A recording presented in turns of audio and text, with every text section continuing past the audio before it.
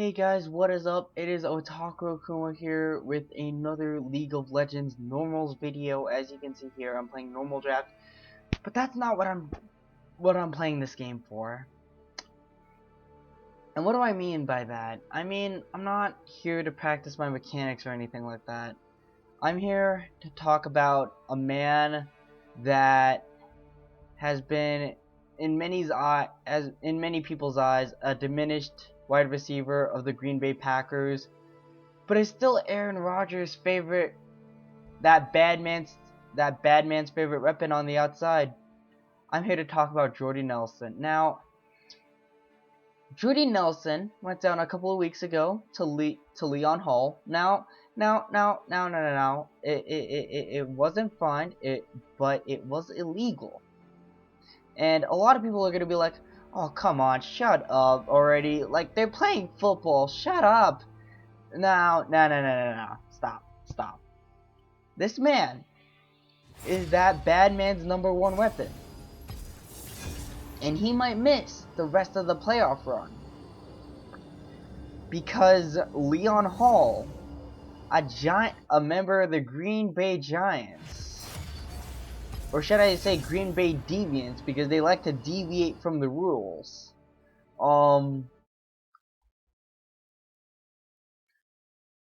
Now you guys can go look at it. It was somewhere in the second quarter, I think. Jordy Nelson was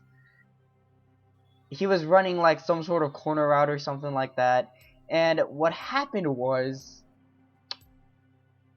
well, Jordy Nelson was jumping to go get the football, and then Leon Hall basically rammed him. Now, for those of you who are using only one brain cell, let me break it down. Let me break it down for you. Now, the NFL has been a league where the protection of their players has always been in question. And they've been doing things to improve them every single year. And I think it was around 2011, 2010 that they installed this rule. But I'm not here to talk about that. I'm here to talk about Jordy Nelson and why it's sad to see him potentially miss the rest of the Packers playoff run, because he was a part of it. He was a big part of it. He was that bad man's favorite target, and it's just like,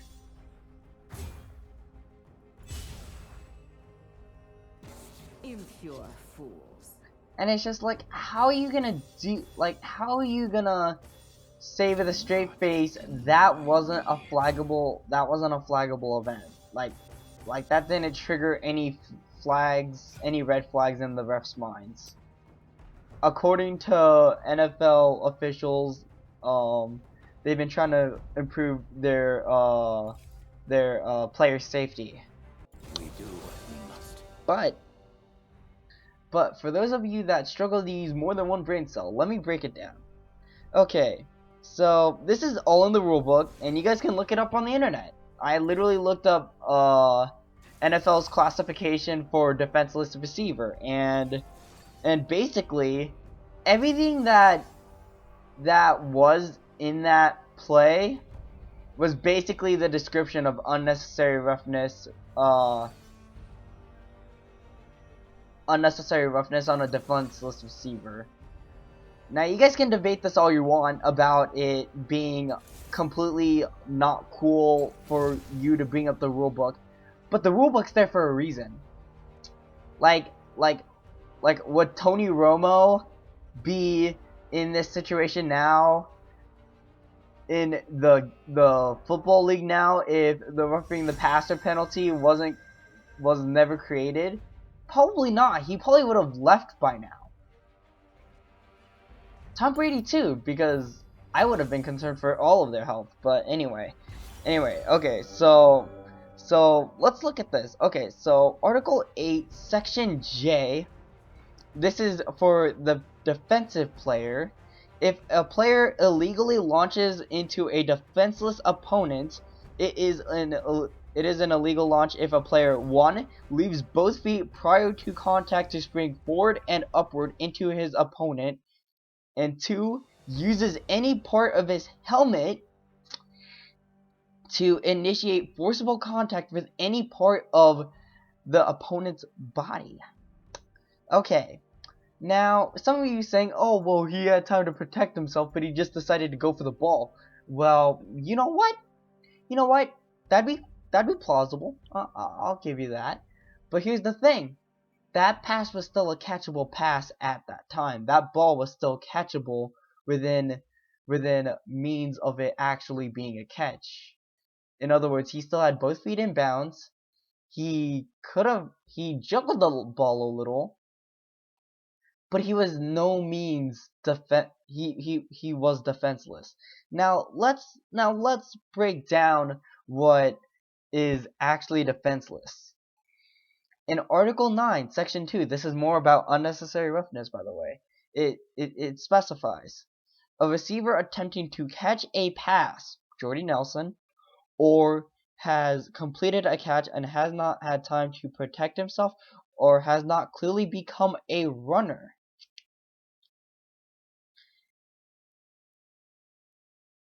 Now let's think about that.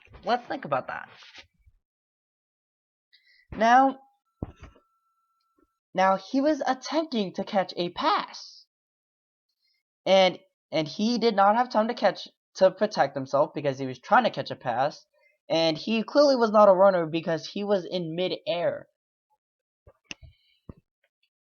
And it proceeds to say, if the receiver / runner is capable of avoiding or warding off the impending contact of an opponent, he is no longer a defenseless player. But that part does not apply because Jordy Nelson was in mid-air trying to catch a pass.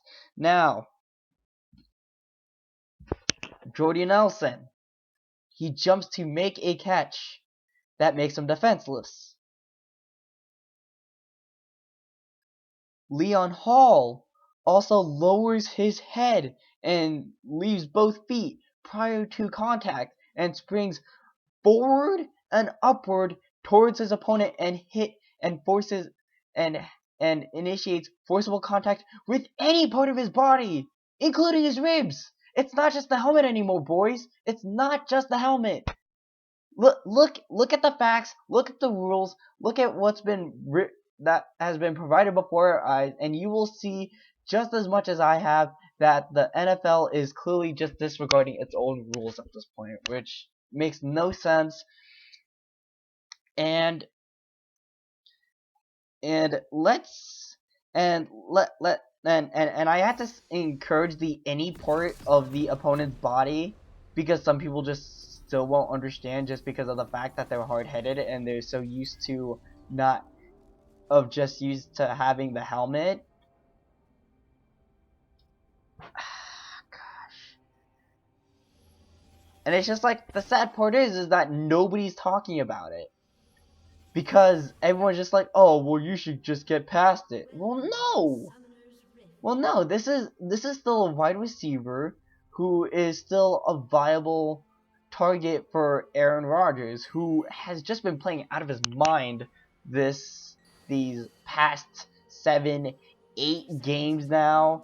Like that's just like, what do you want from me? Like,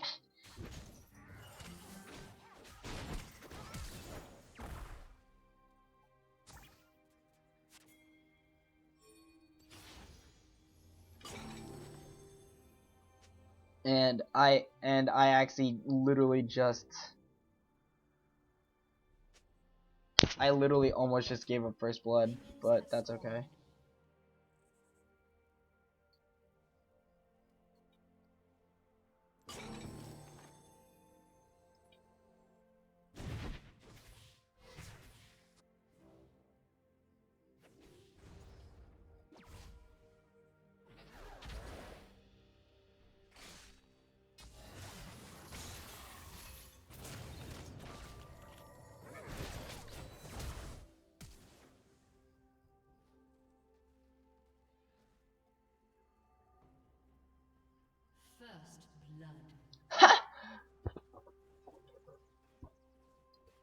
But yeah, anyway, I just find it so strange that you'd make these rules and you wouldn't enforce them in any way, shape, or form. Like, they didn't fine him, they didn't flag him, they certainly didn't kick him from the game because as you guys saw, he played for the rest of the game. So I'm not making this stuff up. You guys can literally go look up the NFL playbook, and it's there. Like I mean, you guys could just say that I'm you know, but it's not. It's not complete and utter nonsense. This is a real problem. This is what you get for having 50-year-old plus guys, you know, dealing with this stuff. It's just like, well, no, that's not okay. It's just like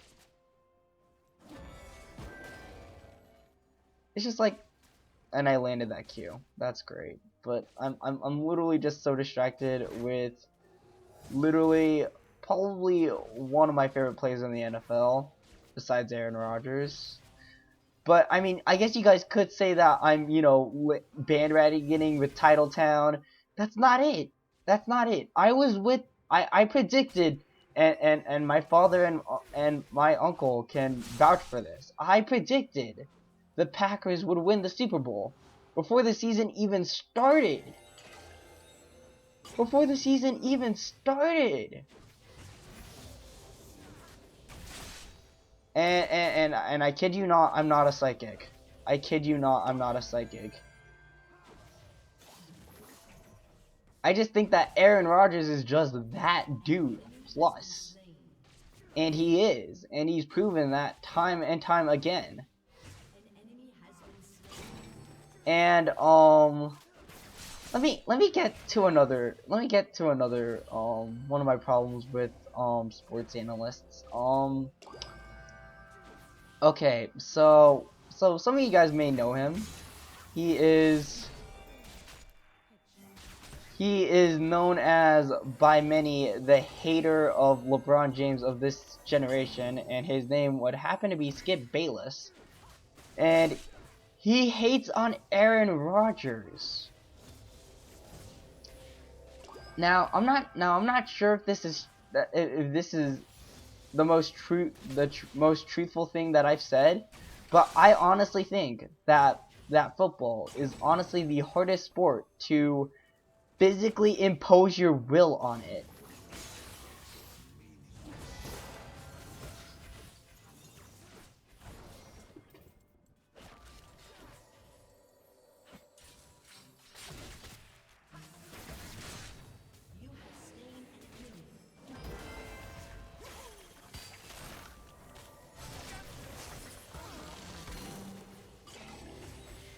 And I literally got a double kill while talking about all that.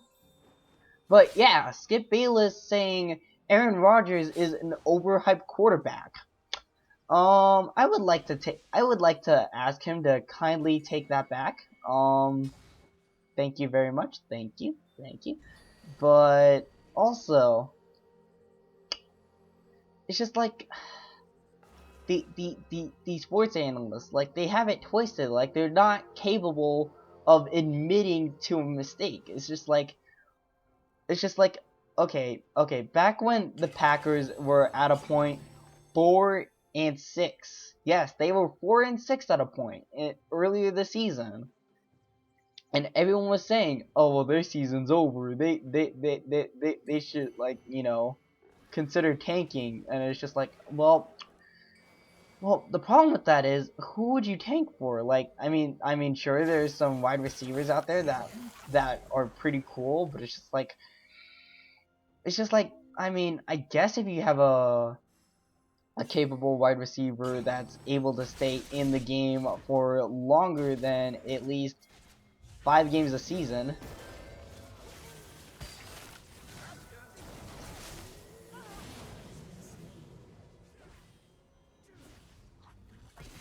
But it's just like they like everyone was just like, oh, well now I want the Packers to go beat the Cowboys for me, which, I mean, I predicted that. I predicted all of that. I predicted the Cowboys would finish on top of the NFC East. I predicted that that the Giants would lose to the Packers in the first round. I predicted all of this because I didn't predict the Packers to go 16-0. I didn't predict them to go 14-2. I'm not that unrealistic. Now some of you were saying, "Oh, well, that's a load of garbage." Well, I mean, you could seriously go ask my dad and uncle, who could literally just say, "Oh, we actually heard him say all of this." And he was completely right to say so, because he is an actual sports analyst, unlike 90% of the sports analysts today. And it's just like,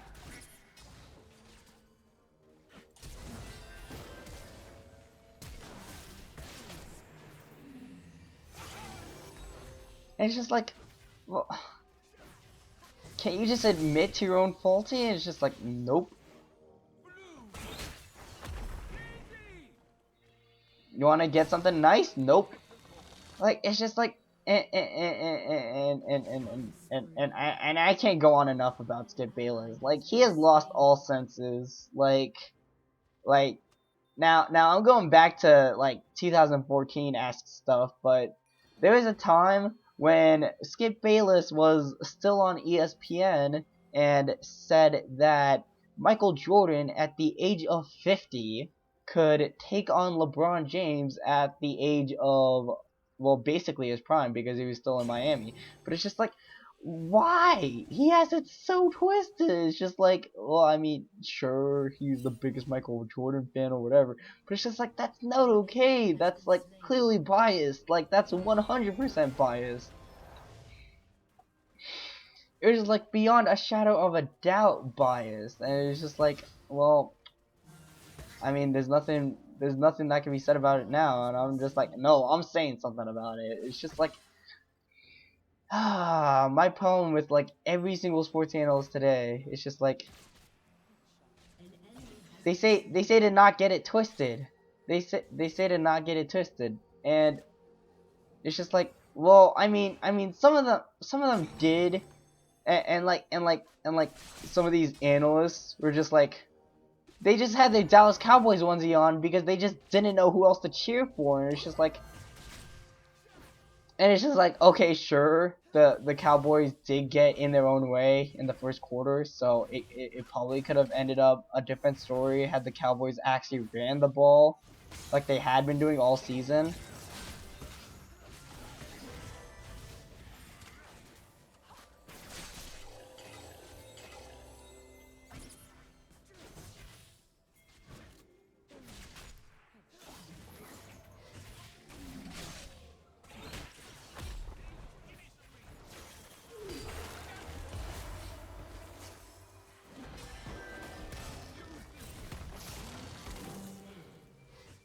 Alright. But yeah, it's just like, why does that have to exist? Why do these rules exist if not to protect the players? Because I can swear that those NFL referees missed a call, and it's just like, okay, well, I mean, they missed some calls in favor of the Packers too, but it's just like, but come on, that's their number one wide receiver, and they literally it literally followed like each and every single circumstance of unnecessary roughness call, of like of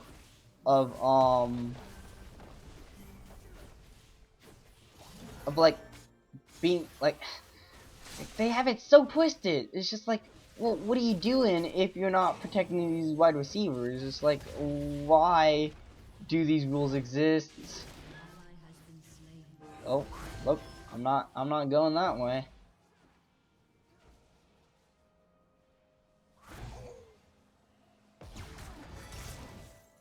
Ah, shit.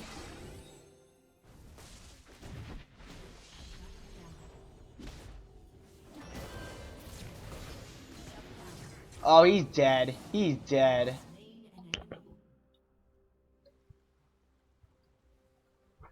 LOL. But, like, yeah, it's just like... And there's also more that I want to talk about. I want to talk about now the Warriors versus the Cavaliers game. I know that was a very controversial game, and everyone was just like, "Oh, well, it doesn't really matter until they get to the finals, right?" And it's just like, well, I mean, yeah, that's pretty true. That's pretty true. But I mean, you can't necessarily say that the game didn't mean anything either. Like, you know, you can't just say that these two teams have been going at it for 2 years for not being rivals. It's just like, well, that's not true. They are. Like, anybody, like, even LeBron said that they weren't rivals, and I thought that was absolute blasphemy. And like, and like, and like, I used to be a LeBron fan. Like, I used to be, like, wherever LeBron went, that's where my fandom would go. And well, up until he came back to Cleveland, I was a LeBron fan, and it was just like, well, that's not the way it goes. Like, it's just like I don't like the way that LeBron went back to Cleveland and he went back to being his old self. Like,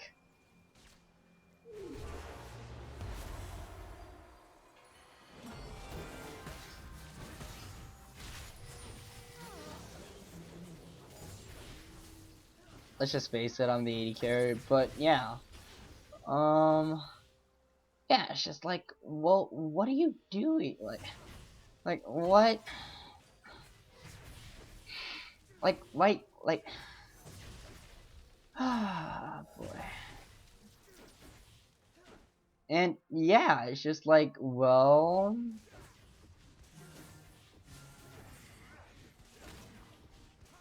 and I honestly don't know what I want to talk about right now.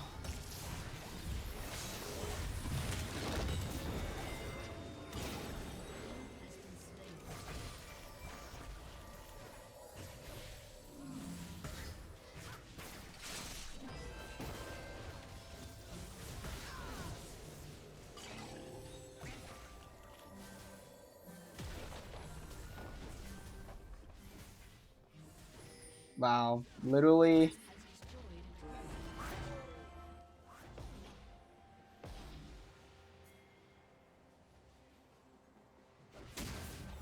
I was just waiting for him to go do it, but it was like, okay, it's whatever.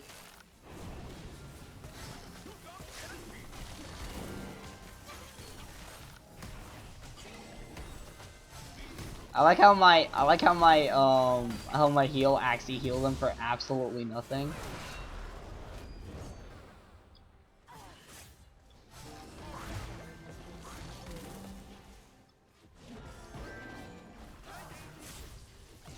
Lol, I like how the Fizz actually thought I was aiming for him.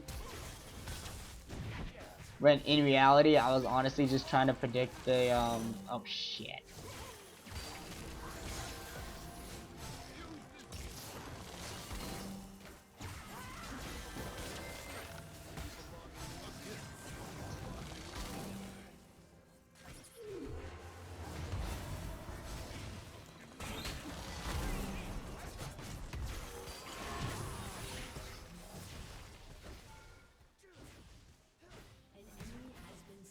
Oh, dude, I'm gonna go pwn this Caitlyn real quick.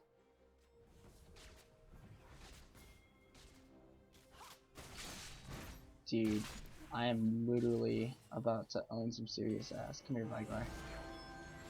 Yes, yes. Yes, that is some delicious looking Caitlyn right there. Yes, go get her, go get her. Oh, yes, give me that assist, baby! Yeah! Yeah! Oh my god, but yeah, anyway,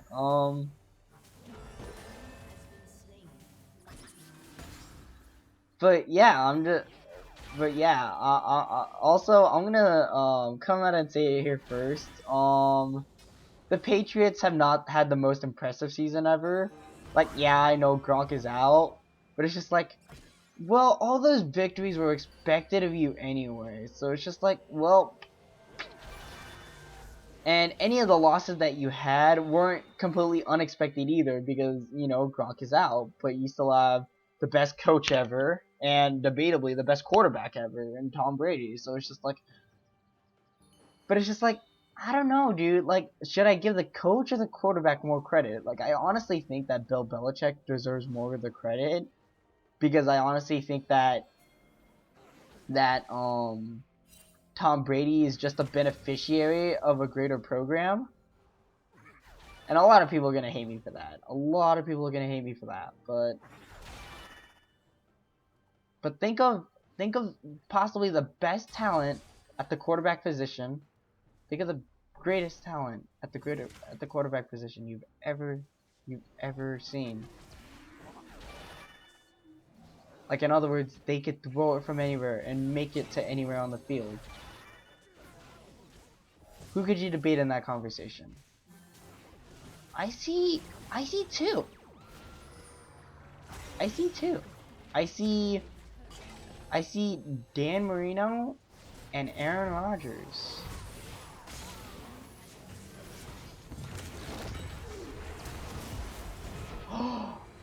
No, I thought I saved him.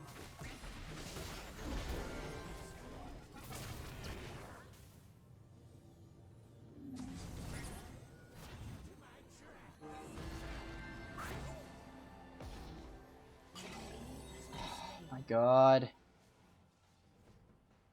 But yeah, anyway, guys, I was just like, I had to talk about this. I had to talk about all of this video.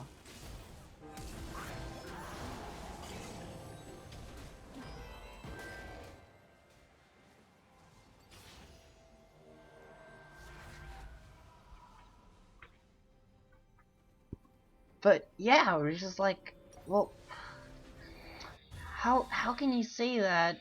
How can but honestly, think about this. If you put Tom Brady in Aaron Rodgers' shoes and Aaron Rodgers in Tom Brady's shoes, which team just got better? If you say the Packers just got better, you're probably struggling to use more than one brain cell here. And here's why. Tom Brady, over the course of his career, has been a pretty great quarterback. I'm not gonna lie. He's been there in those moments. But I'm not gonna lie. Mike McCarthy is actually what I would call something of a mid-tier coach. And basically, I honestly think that Mike McCarthy's been riding the coattails of Aaron Rodgers. Now, he's still a good coach. I'm not gonna lie. Mike McCarthy, he's boss. He knows what he's doing. He knows how to get the job done on the football field. Although when you compare what, oh shit.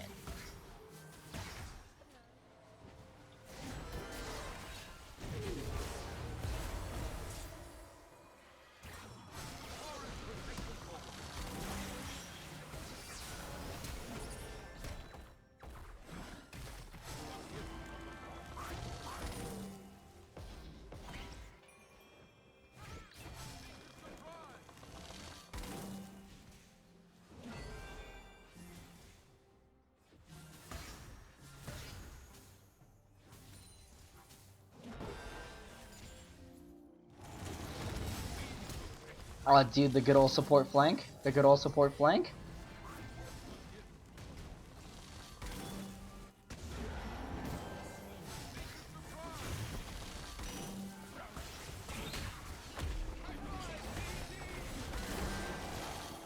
Dude, get him. Dude, freaking get him, dude. Nice. Lol. GG, boys. We got him. Alright, but anyway. Where were we? I was talking about, oh yeah, that's right. Aaron Rodgers or Tom Brady. Right. Okay, so basically,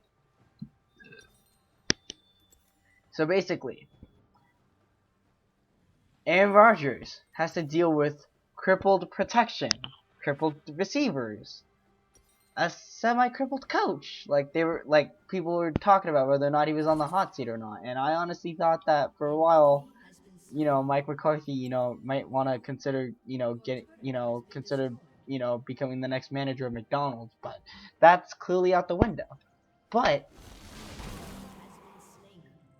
that was only because Aaron Rodgers wasn't being Aaron Rodgers. Now, everyone else can say, "Oh, well, you're just hating on the great coach that is Mike McCarthy."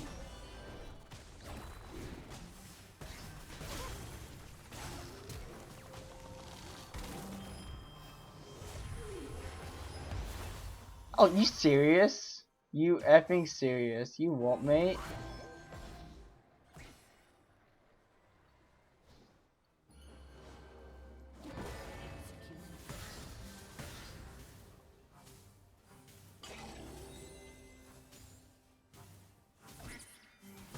But yeah, anyway, guys.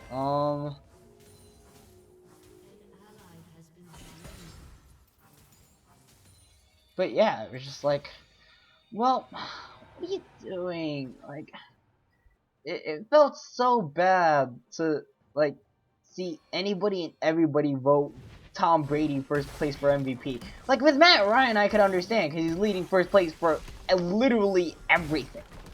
Literally everything. Well, okay, maybe not everything because he's not leading in interceptions, and that would be pretty bad if he was. But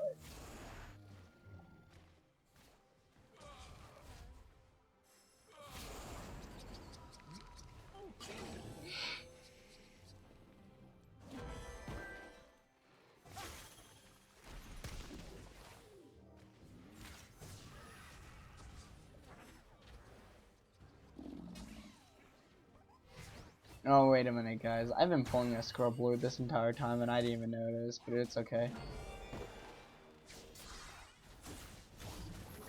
Because in my opinion, we've already won this game. Easy.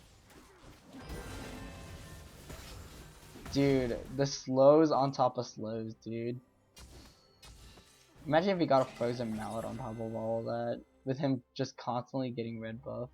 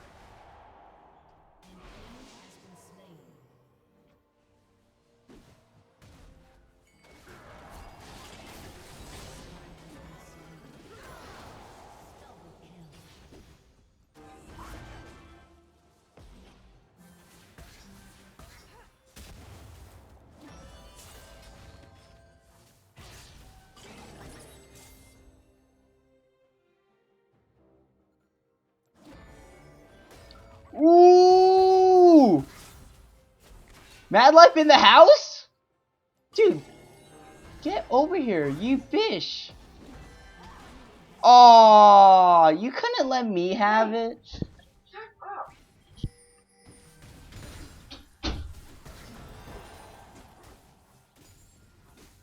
Oh my gosh. And my pain in the other aim of it comes in. Feels bad. Feels bad, man. Feels bad. Ah, God. Why record at 2 in the morning? Nobody knows.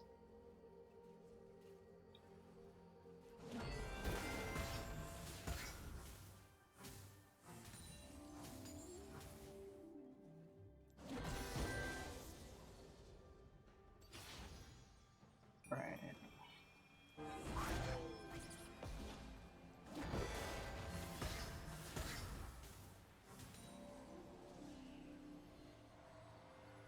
Alright.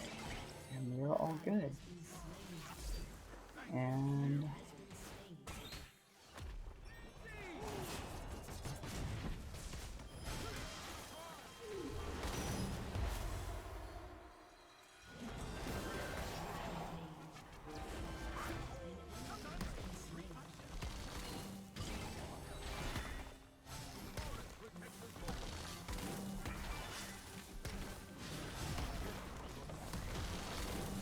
Dude, that is some ridiculous looking attack speed.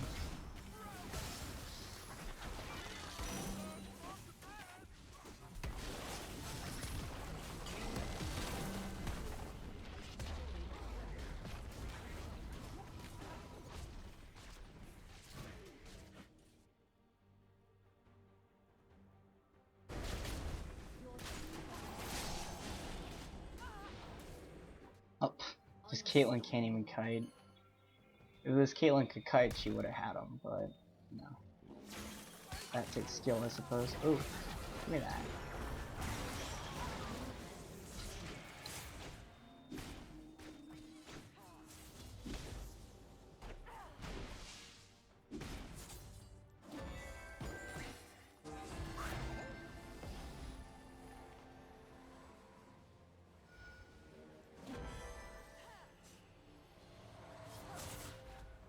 Alright, cool.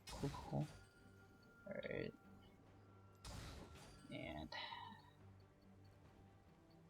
And yeah, I just wanted to spend my time talking about some sports analytics that I thought went terribly wrong.